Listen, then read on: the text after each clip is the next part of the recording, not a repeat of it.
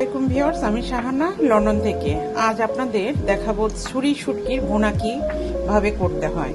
এখানে আমি ছুরি শুটকি আগেই সেদ্ধ করে একটু পানিটা ঝরিয়ে নিয়েছি, আর যা যা ইনগ্রিডিয়েন্টস এখানে নিয়েছি সবই আপনাদের স্ক্রিনে দিয়ে দেওয়া হবে। এই কাপের 1 কাপ তেল দিব, এরপরে দিব হলো হাফ পেঁয়াজ আমি কুচিয়ে নিয়েছি, এরকম ভাজতে হবে, বেশি না।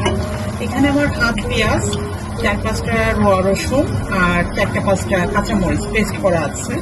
এর ভেতরে আমি দিয়ে দিব 1 টিস্পুন জিরার পাউডার, হাফ টিস্পুন হলুদ, 1 টিস্পুন মরিচের পাউডার, 1 টিস্পুন লবণ।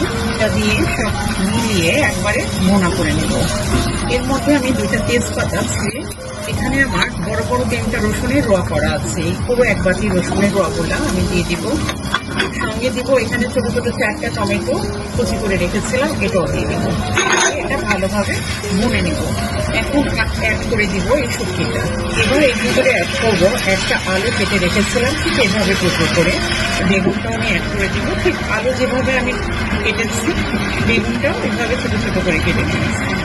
এর মধ্যে আমি এই কাপের 1 কাপ পানি জাস্ট আলুটা আর বেগুনটা সেদ্ধ হওয়ার জন্য।